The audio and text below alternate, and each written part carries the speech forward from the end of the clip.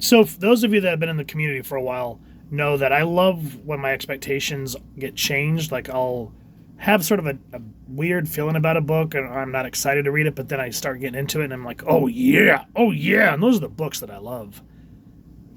Unfortunately, this was not one of them.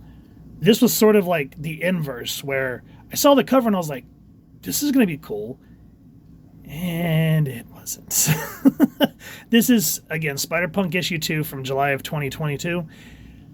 And this was one of those ones that I got in the that Walmart. I don't know if y'all have seen the short, but I showed all the comics that I got in them. It was like a thing of 7 comics for $10. So make sure to check over by your trading cards, because I actually did get some cool comics in that mix.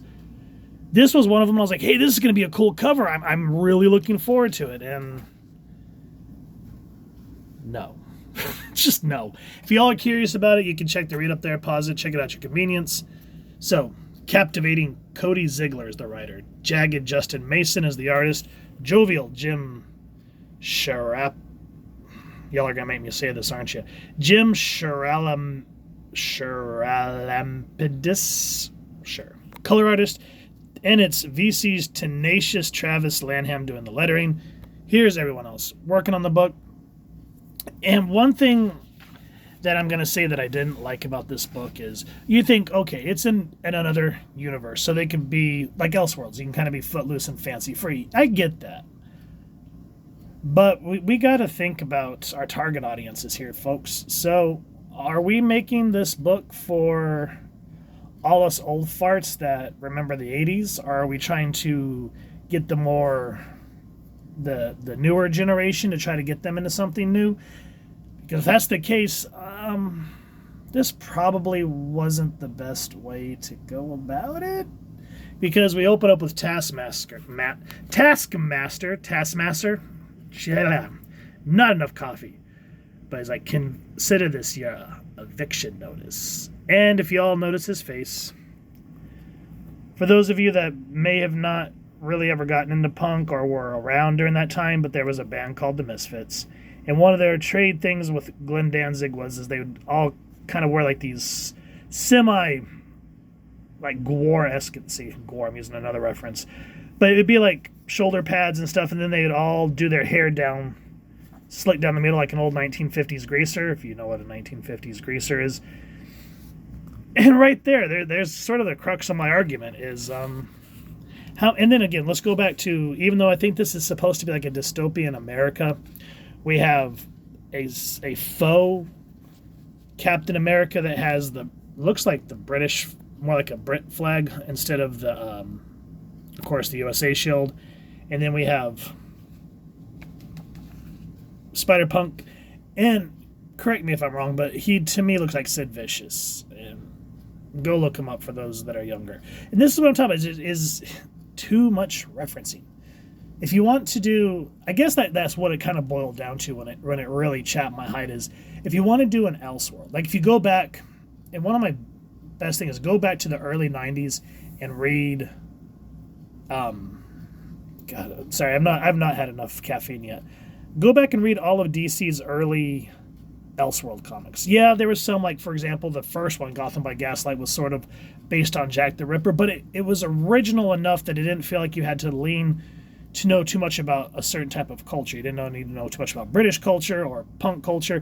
And that's what I'm getting at here with this Captain America, is all I could think is I can't remember if is it the Sex Pistols or is it the Dead Kennedys that did Anarchy in the UK.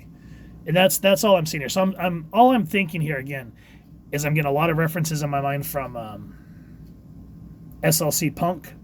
Again, another dated reference. So again, I mean, I like the idea of Spider-Punk. That's cool. They're fighting the system and all that stuff. But if this is a way to be fresh and original, it's definitely not the way to go, because they're showing the more UK people as the freedom fighters, and then the totalitarianism, y'all know what I'm trying to say, are the capitalists. And it's like, that's not a real good way to go about this. But right here, like Craven, let us celebrate by cutting the trash to bits. You're going to need more than that toothpick to deal with me, Craven. And then just whang. So I like that. At least they gave the bad guys, really made sure to put our heroes through their steps, because Taskmaster having the ability to imitate any hero's powers. I don't think he can do like projectiles and stuff, but like physical moves he can. And then Riri is Riot Heart. If he can copy whatever he sees, we're going to need to lock this down real fast, Hobby. I really hate posers. Working on it. And just even the dialogue does not feel fresh and original. Because, I remember when I was in middle school, grade school, and I remember the first time I tried rollerblading and skateboarding, and be like, poser. I don't know. Is that still a thing? I don't know. And then enter the next hero. I just want everyone to take a moment to appreciate how cool I looked saving y'all's butts just now.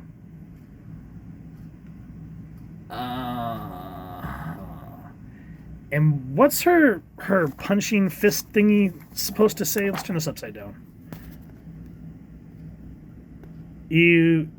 Does anybody get that? I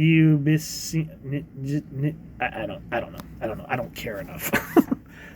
The artwork's not bad, but just the whole punk rock thing, just if this maybe came out in the early 90s, maybe to even mid 90s, this would have made a little more sense. But things have changed so much since then. And even here where they all team up, Spider-Man, 1, 2, 3, 4. And then the action right here. Don't get me wrong. Like I said, the artwork is serviceable. That looks cool. Love the way that our Spider-Punk here is just all webs. Right. All right. Looks cool. And then the whole thing with this Captain America wearing the headphones. I don't get it. Is that just supposed to be a punk thing? I don't know. Again, action, cool. Wham! Got that very much old school kind of Kirby-esque lines going on. But as for the story, And I'm glad that the first part of the book is at least some action. But here, this kind of is sort of a... It's like, you simply got to give it up for the mother-flipping Spider-Man. Spider-Man. I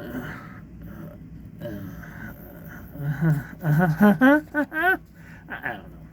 But the whole fallout here is, I guess, spoiler alerts if you guys are interested, there's only 5 issues of this book. But apparently Hobby killed Norman Osborn on the first issue. But they're starting to find all these black sites, like blackout sites, that all across wherever it is they are. And so Hobby's just like, why do I even keep doing this?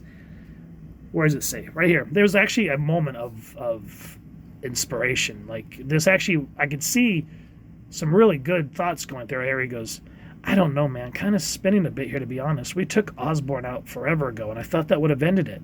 But it didn't. He still has this whole operation in place. It's like all our struggling meant nothing. He has an entire institution dedicated to making sure folks like him can maintain power.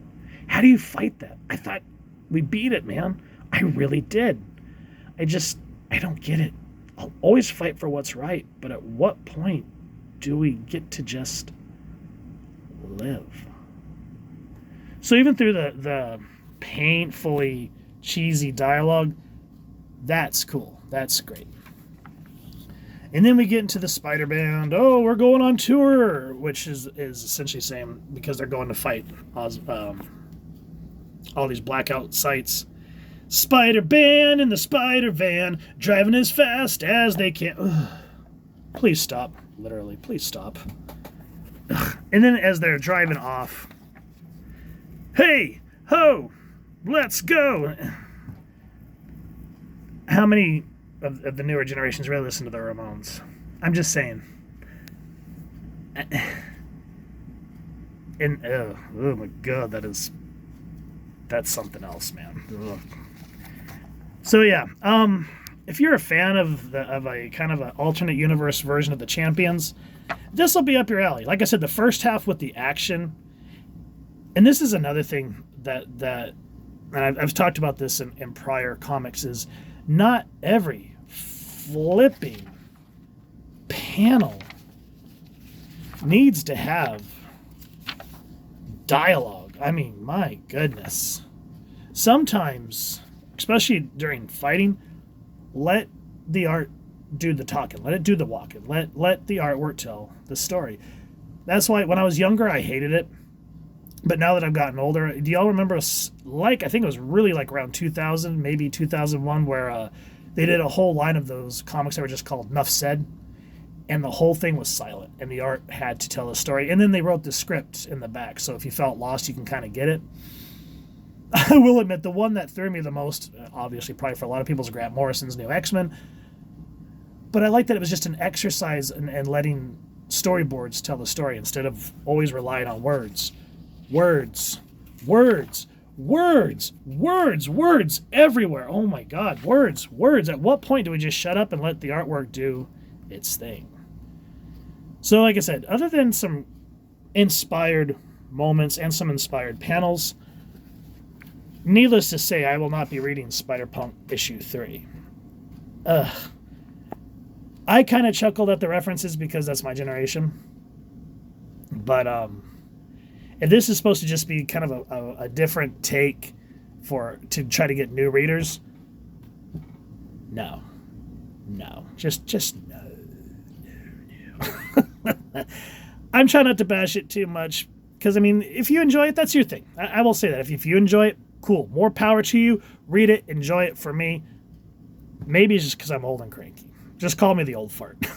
So if you guys have enjoyed what you've seen, please first and foremost support your local comic shop or wherever it is like to get your action figures and comics and grab this series. If you've enjoyed this, we'll call it a rant this time, which I appreciate y'all sticking through. Really would appreciate if you take a moment to like, share, and subscribe. Helps the channel more than you could possibly know. And if you mind hitting that fancy little punk rock bell next to subscribe, that way as I continue to upload content, you guys get notified. Come to the channel, and I love talking with y'all and hearing your thoughts and feedback down in the comments below or the socials, which I will make sure to leave the links down in the description. So with all that said, hope y'all continue to have an absolutely amazing day reading, and happy hunting, everyone.